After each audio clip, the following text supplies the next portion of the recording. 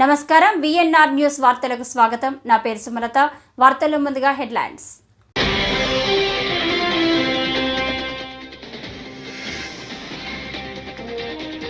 గత ప్రభుత్వం సీసీ కెమెరాల బిల్లులు కూడా చెల్లించలేదని హోంమంత్రి అనిత విమర్శ.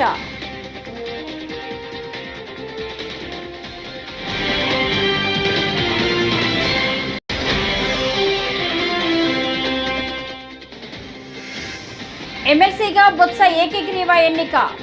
బొత్సతో ప్రమాణ స్వీకారం చేయించిన మండలి చైర్మన్ మోషన్ రాజు.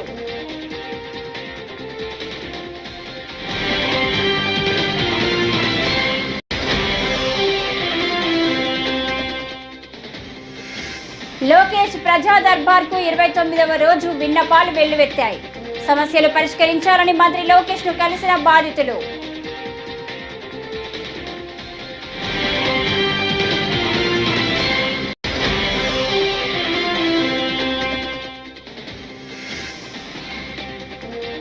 వైఎస్ జగన్మోహన్ రెడ్డి సీఎంగా చేసిన మంచిని కూటమి ప్రభుత్వం చూడలేకపోతుందని మాజీ మంత్రి ఫెర్ని నాని.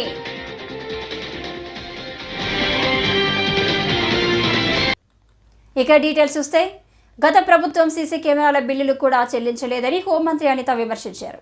హోంశాఖపై బుధవారం సచివాలయంలో ముఖ్యమంత్రి చంద్రబాబు సమీక్ష నిర్వహించారు.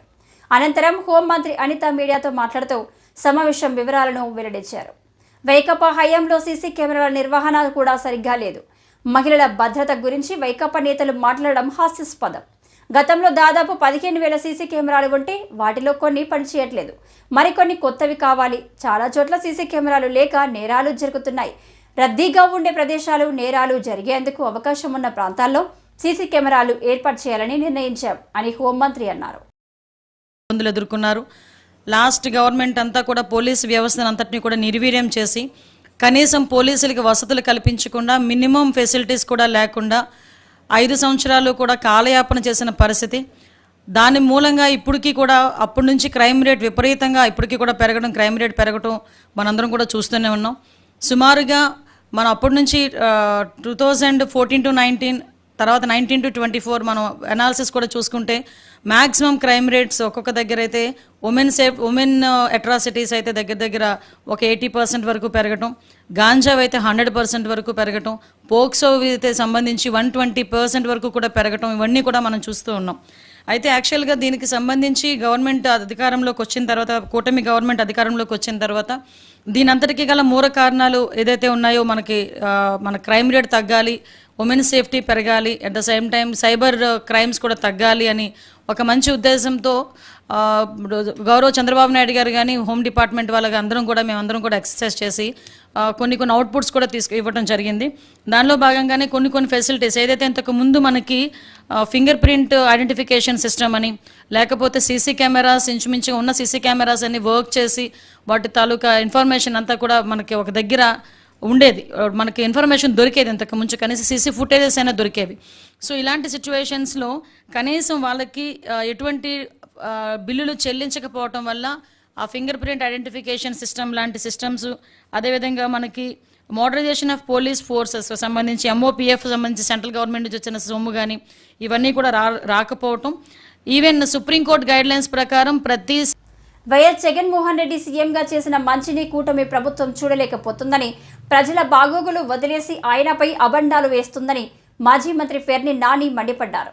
బుధవారం ఆయన మీడియా సమావేశంలో మాట్లాడుతూ 3.63 కోట్లతో ఎగ్ పఫ్లు తిన్నారని తప్పుడు పోస్టులు పెట్టారు. బాబుకు చిత్తశుద్ధి ఉంటే ఆ లెక్కలన్నీ బయట పెట్టాలి అని ఫెర్ని నాని సవాల్ విసిరారు. బొద్దింకలు, ఎలుకలను పట్టుకునేందుకు బాబే కోట్లు చెల్లించారు. పాలించే సత్తా లేక జగన్పై తప్పుడు ప్రచారం చేస్తున్నారు. దుష్ప్రచారంపై కాదు, హామీల అమలుపై దృష్టి పెట్టండి అని ఫెర్ని నాని హితవు పలికారు. జగన్మోహన్ రెడ్డి గారి మీద విషం చెమ్మటం, తప్పుడు వార్తలు, తప్పుడు ప్రచారం చేయటం అనేటువంటి కార్యక్రమం తప్పితే, లేదా వారు మజా చేసుకోవడం తప్పితే ఈ రాష్ట్ర ప్రజల కోసం, రాష్ట్ర అభ్యున్నతి కోసం గాలికి వదిలేసినటువంటి తెలుగుదేశం పార్టీ ఇటువంటి తప్పుడు వార్తల్ని సోషల్ మీడియాలో డిజైన్ చేసి వదలటం, వాళ్ళ జీతగాళ్లతోనే దాన్ని సర్క్యులేట్ చేయించటం, అలాగే వాళ్ళ జీతగాళ్లతో రకరకాలుగా మళ్ళీ కొత్త కొత్త పోస్టులు పెట్టించడం. ఎవడెవడో కొల్లి సెన్సార్ అంట ఒకడు, ఎవడో ఎనలిస్ట్ అంట వీడొకడు, ఇంకొకడు M36 న్యూస్ అంట వీడొకడు, ఈడెవడో గుల్టేగాడంట, ఈ గుల్టేగాడు ఈడొకడు, మూవీస్ ఫర్ యూ అఫీషియల్ అంటే ఈడొకడు. ఇట్లాంటి తప్పుడు వ్యక్తులతో తప్పుడు వార్తల్ని ప్రచారం చేయిస్తూ జగన్మోహన్ రెడ్డి గారి మీద విషం చిమ్మే కార్యక్రమం. ఏంటి అంటే జగన్మోహన్ రెడ్డి గారు ఆఫీసులో 5 ఏళ్లలో 3,62,56,700 రూపాయలు ఎగ్ బఫుల్ తినేశారు, ఎగ్ బఫుల్తో బిల్లు అని ఎక్కడ ఎవడో కింద ఏం పెట్టడం, ఈడెవడో కూడా కొన్ని పెట్టాలి కదా. జగన్మోహన్ రెడ్డి గారు 5 ఏళ్ళు సీఎంగా ఉన్నప్పుడు ముఖ్యమంత్రి కార్యాలయంలో ఏ డిపార్ట్మెంట్తో వస్తుంది? జిఐడి డిపార్ట్మెంట్తో వస్తుంది. అక్కడ ఉన్నటువంటి బాగోగులన్నీ కూడా. మరి వాళ్ళు జిఐడి చంద్రబాబు నాయుడు దగ్గర ఉంది కదా, కింద చంద్రబాబు నాయుడు పేరు రాసుకోవాలి, లేకపోతే జిఐడి రాసుకోవాలి కదా. 3,62,00,000 రూపాయలతో అని ఈడెవడో పెడతారు. వృద్ధాప్య, వితంతు, దివ్యాంగ పెన్షన్ అందించాలని, వైద్యానికి ఆర్థిక సాయం చేయాలని, భూ కబ్జాదారులను తరిమేయాలని, సొంతింటి కల నెరవేర్చాలని, విద్య, ఉద్యోగ సమస్యలు పరిష్కరించాలని మంత్రి లోకేష్ను కలిసి బాధితులు విజ్ఞప్తి చేశారు. లోకేష్ ప్రజా దర్బార్కు 29వ రోజు విన్నపాలు వెల్లువెత్తాయి. వైసీపీ రౌడీలు తన గొంతుపై కత్తి పెట్టి ఇంటిని, పొలాన్ని కబ్జా చేశారని గుంటూరు జిల్లా తెనాలికి చెందిన రిటైర్డ్ రైల్వే ఉద్యోగి పిల్లి అబ్రహం కుమార్తె పిల్లి సుధారాణి ఫిర్యాదు చేశారు.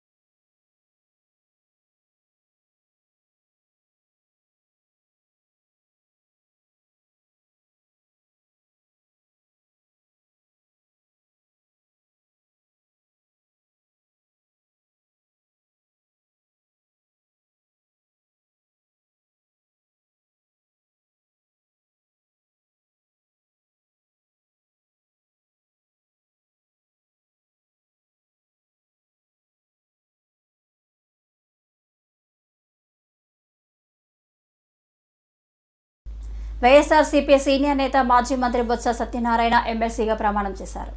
మండలి చైర్మన్ కొయ్యం మోషన్ రాజు తన ఛాంబర్లో బొత్సతో ప్రమాణం చేయించారు. అనంతరం ఆయన మీడియాతో మాట్లాడారు. మండలి సభ్యుడిగా ఏకగ్రీవంగా ఎన్నుకోవడం సంతోషంగా ఉంది అని, మా అధినేత వైఎస్ జగన్మోహన్ రెడ్డి నమ్మకం పెట్టి నాకు ఈ అవకాశం ఇచ్చారన్నారు. శాసనసభ శాసన మండలిలో ప్రజల కోసం నిలబడతాం. ప్రజలకు ఇచ్చిన హామీల అమలు చేయాలి. మేము ప్రజల గొంతుకగా సభలో వ్యవహరిస్తామని, రాష్ట్రంలో శాంతి భద్రతలు క్షీణించినప్పుడు ఢిల్లీ వెళ్లి నిరసన తెలిపామని, రాష్ట్రంలో జరుగుతున్న దమనకాండను దేశానికి చాటి చెప్పారు. తప్పు చేస్తే ఎవరికైనా శిక్ష పడాలి. కేసులు పెడుతున్నారు, పెట్టుకోనివ్వండి. ప్రభుత్వంలో వాళ్లే ఉన్నారు కదా, విచారణలు ఏం చేస్తారో వాళ్ళే ఇష్టం అని ఆయన అన్నారు.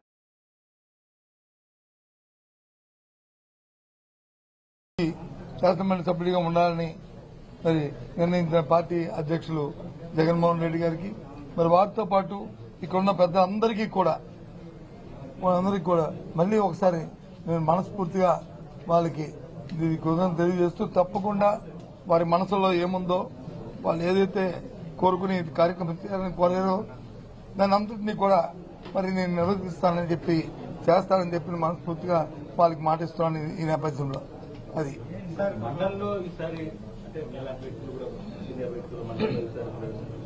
మండలంలో మీ రోల్ ఎలా ఉంది? ఎందుకంటే అసెంబ్లీకి ఎమ్మెల్యేలు రావట్లేదు అనేది మండలిలో అసెంబ్లీకి రాలేదు, అసెంబ్లీకి వచ్చారా, మండలిలో వచ్చారా లేదా, ఇది సమస్య కాదు. ఏదైతే ప్రజల తరఫున మా పార్టీ బాధ్యతాయుతంగా ఈ అంశాలు అయితే ప్రజలకి దానివల్ల మంచి జరిగి మేలు జరుగుతుందో, ఏదైతే ప్రభుత్వాలు వచ్చి ప్రజలకు ఇచ్చిన మాటలు వాగ్దానాలు ఉన్నాయో అవి నెరవేర్చాలనేది తప్పకుండా నెరవేర్చి ప్రజలకు మేలు జరగాలనేది మా తాలూకు అభిప్రాయం. ఎవరి మీద బురద జల్లాలని, ఎవరి మీద రాయిస్తాలని, అది చూసి ఆనందించాలనేది మా అభ్యంతరం కాదు. బాధ్యతాయుతంగా ప్రజల పక్షాన ప్రజల గొంతుగా నిలబడి ఇవాళ మండలిలో మా పార్టీ తాలూకా వాడిని, మా పార్టీ అభిప్రాయాన్ని, విధానాన్ని, అలాగే ప్రజల తరఫున పడుతున్న ఏమైనా ఇబ్బందులు వస్తే ఆ ఇబ్బందులకి ప్రజల దృష్టికి సభ ద్వారా ప్రభుత్వం దృష్టి తీసుకొచ్చి దాన్ని సఫలీకృతం చేయడానికి మా వంతు ప్రయత్నం చేస్తాం. ఏదండి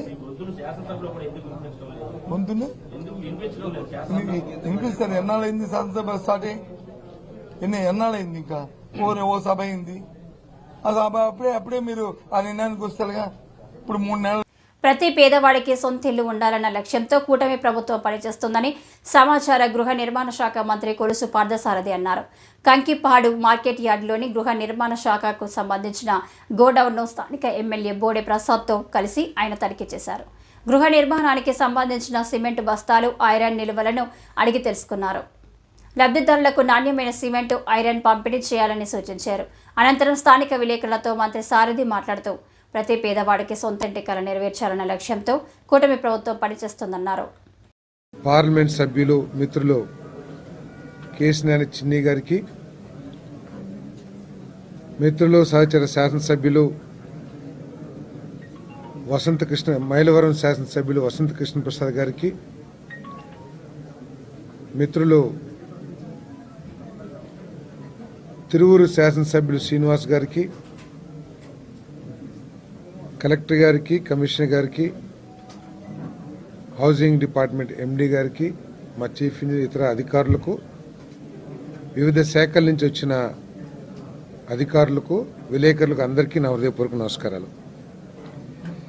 ఈరోజు ముఖ్యంగా వివిధ కాన్స్టిట్యున్సీల్లో ఉన్న హౌసింగ్ డిపార్ట్మెంట్కి సంబంధించిన సమస్యల గురించి చర్చించడం జరిగింది. మరి శాసనసభ్యులు కూడా ముఖ్యంగా వారి నియోజకవర్గాల్లో ఉన్న సమస్యల్ని ఈ సమావేశం దృష్టికి తీసుకొచ్చారు. ముఖ్యంగా హౌస్ సైట్స్కి సంబంధించి మైలవరం కాన్స్టిట్యున్సీలో చాలా ఇబ్బందికర పరిస్థితులు ఉన్నాయి. ఏదైతే గత ప్రభుత్వంలో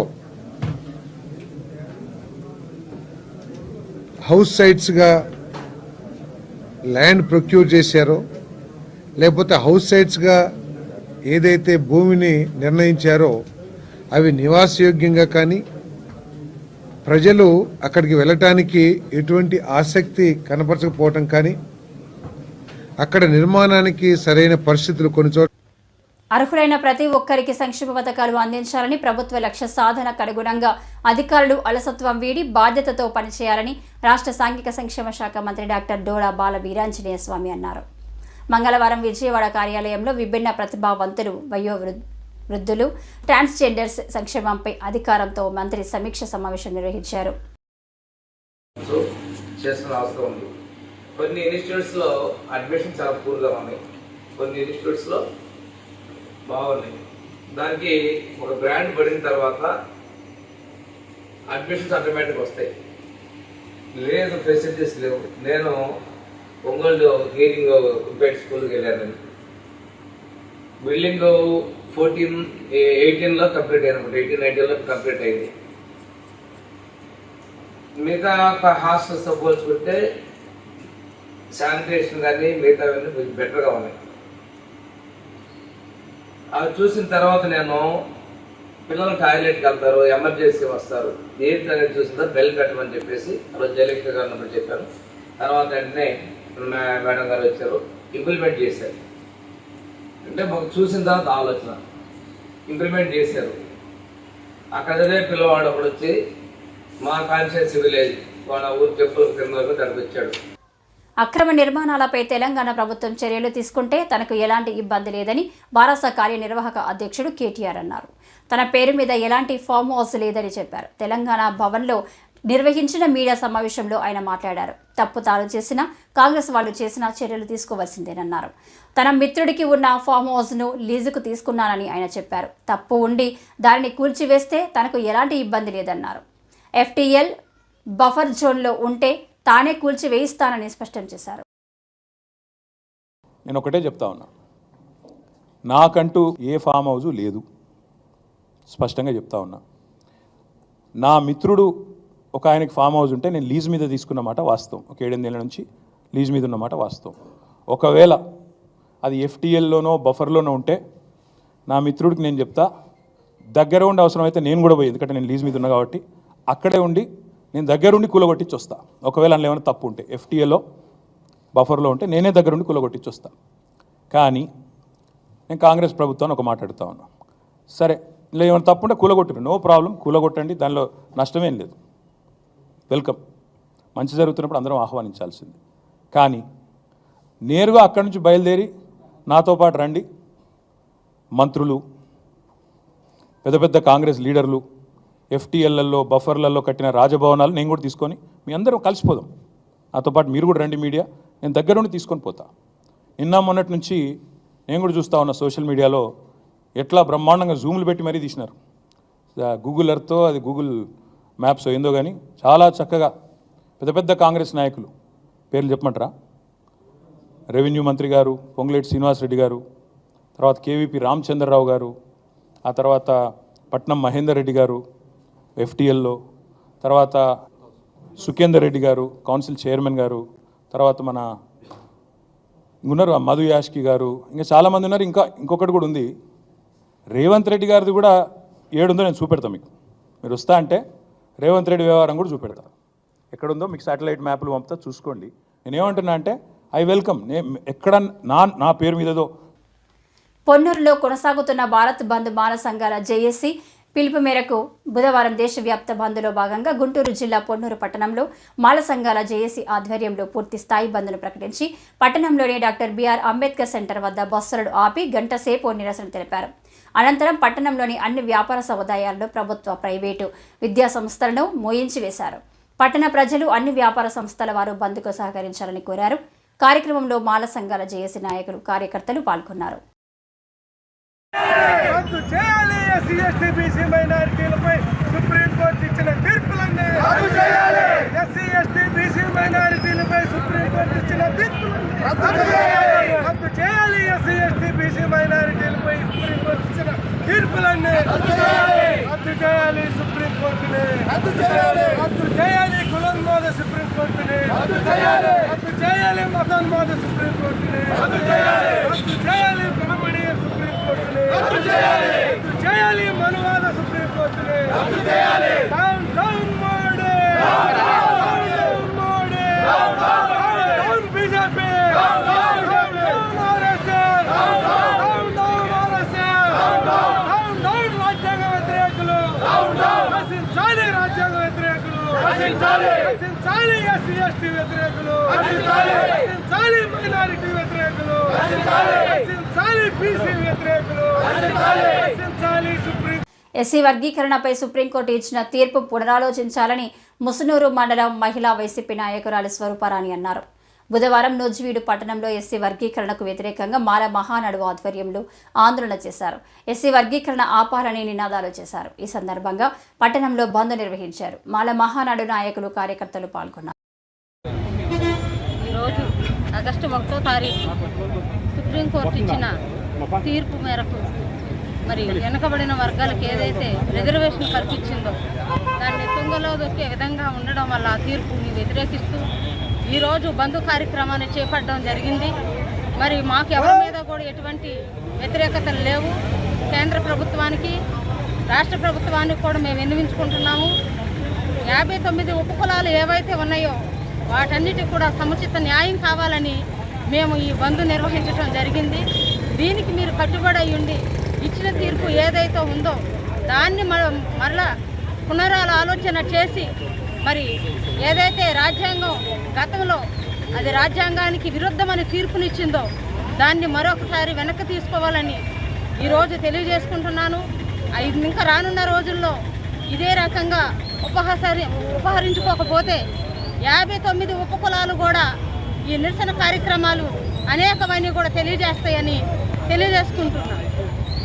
మహిళలపై దాడులు పునరావృతం కాకుండా చట్టాలు కఠినతరం చేయాలని జనసేన మంగళగిరి నియోజకవర్గ ఇన్ఛార్జ్ చిల్లపల్లి శ్రీనివాసరావు అన్నారు. కలకత్తా ఘటనకు నిరసనగా జనసేన ఆధ్వర్యంలో మంగళగిరి పాత బస్టాండ్ సెంటర్ వద్ద నుంచి కొత్త బస్టాండ్ సమీపంలోని అంబేద్కర్ బొమ్మ వద్ద వరకు క్యాండిల్ ర్యాలీ నిర్వహించారు. చిల్లపల్లి మాట్లాడుతూ కూటమి ప్రభుత్వంలో మహిళల రక్షణకు ప్రత్యేక చర్యలు చేపట్టినట్లు తెలిపారు.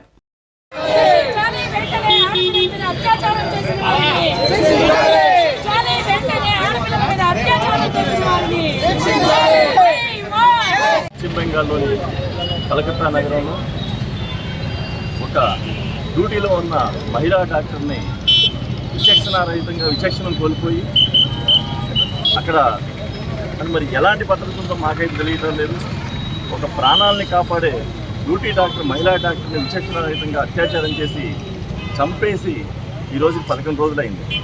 ఈ రోజు వరకు మరి పశ్చిమ బెంగాల్ గవర్నమెంట్ మరి ఏం చర్య తీసుకుందో మాకైతే అర్థం కావట్లేదు. నిజంగా ఇలాంటి వాళ్ళని అంటే నేను ఈ సొసైటీలో అనవచ్చో తెలియదు, కానీ ఇమ్మీడియట్లీ అలాంటి వ్యక్తుల్ని షూట్ చేసేయాలి గవర్నమెంట్. అంటే అంత దారుణంగా ఆ యొక్క న్యూస్ చూస్తామంటే నిజంగా ఎంతమంది ప్రాణాలు, సొసైటీలో ప్రాణాలు కాపాడే మహిళా డాక్టర్లు ఇంత 11 రోజులైనా కానీ ఇంతవరకు వాళ్ళ మీద చర్యలే లేవు.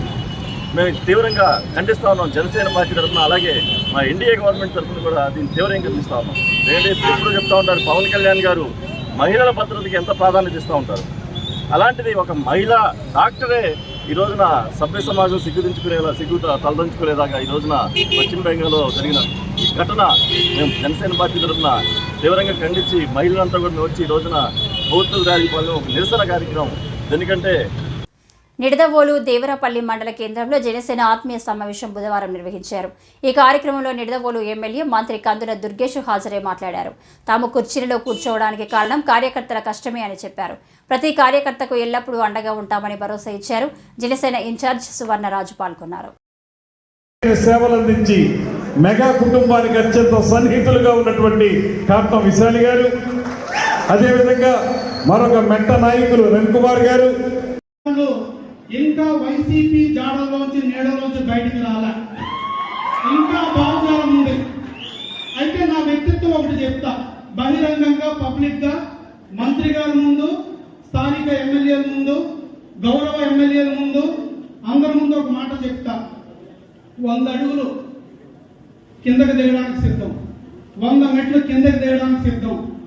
కానీ పదే పదే మా ఓపికని సహనాన్ని పరీక్షించాలనుకుంటే మాత్రం వాళ్ళు అతిథి వాళ్ళు ఎంత పెద్దవాళ్ళైనా ఎంత గొప్ప పొజిషన్ ఉన్నా, నేను అధికారుల గురించి చెప్తున్నా, కొంతమంది అధికారుల గురించి చెప్తున్నా, బహిరంగంగా వెనక్కి తగ్గేది ఉండదు.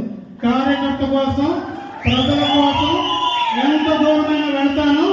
దయచేసి ఆ మబ్బుల్లో మాయలో ఉన్న అధికారులు కొంతమంది కొంచెం గతాన్ని గుర్తు తెచ్చుకోండి. భవిష్యత్తులో ప్రజలకు చాలా ఆశలు ఉన్నాయి, కష్టాలు ఉన్నారు, చాలా నమ్మకంతో మాకు ఈ అవకాశాన్ని ఇచ్చారు. ఆ నమ్మకాన్ని నిలబెట్టుకోవాలి. కాబట్టి కొన్ని విషయాల్లో దూకుడుగానే ఉంటాం, తగ్గే ప్రసక్తి ఉండదని మరొకసారి. పర్యాటక ఆతిథ్య రంగాన్ని పారిశ్రామిక రంగంగా గుర్తించాలని పారిశ్రామిక రంగ ప్రతినిధులు కోరారు. మన్యం జిల్లా కలెక్టర్ కార్యాలయంలో పారిశ్రామిక ఎగుమతుల ప్రోత్సాహక మండలి సమావేశం జిల్లా కలెక్టర్ ఏ శ్యామ్ ప్రసాద్ అధ్యక్షతన మంగళవారం జరిగింది. ఈ సమావేశంలో నూతన పారిశ్రామిక విధాన క్రింద తయారీ, సేవా రంగాలకు పెట్టుబడి రాయితీ, స్టాంప్ డ్యూటీ, విద్యుత్ రాయితీ, భూ మార్పిడి ప్రభుత్వ రాయితీ కల్పించిందన్నారు.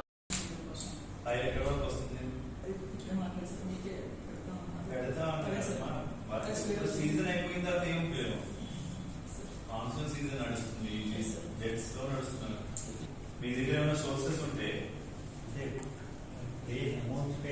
అమౌంట్ పే చేస్తామమ్మా, అన్ని will pay, definitely will pay.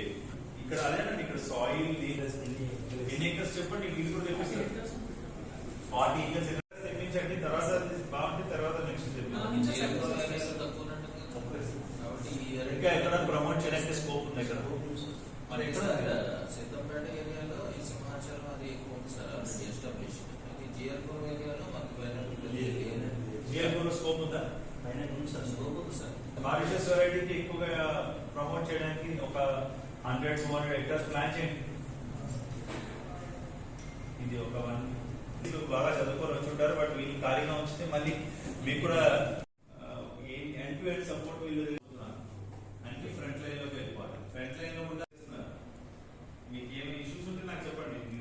Employment కావాలి, ఎస్పెషల్లీ 50% లీఫీ వెజిటబుల్స్ కావాలి. అండ్ రెండోది కొంత క్రీపర్స్ కానీ క్లైపర్స్ కానీ మన ఏం సూటబుల్ ఉంటాయో అవి అంటే లైక్ ఇండియన్ మిల్క్ అది సపోర్ట్ చేయాలి. అండ్ మోస్ట్లీ ఐరన్ రిచ్ నాకు వెజిటబుల్స్ కావాలి, లీఫీ వెజిటబుల్స్. సో ఎందుకంటే అది ప్రెగ్నెంట్ లాక్టేటింగ్ మదర్స్ కి ఇవ్వాలి, అడోలసెంట్ గర్ల్స్ కి ఇవ్వాలి, అండ్ మిడ్ డే మీల్ కూడా సప్లిమెంట్. ఈ వార్తలు ఇంతటితో సమాప్తం. నమస్కారం.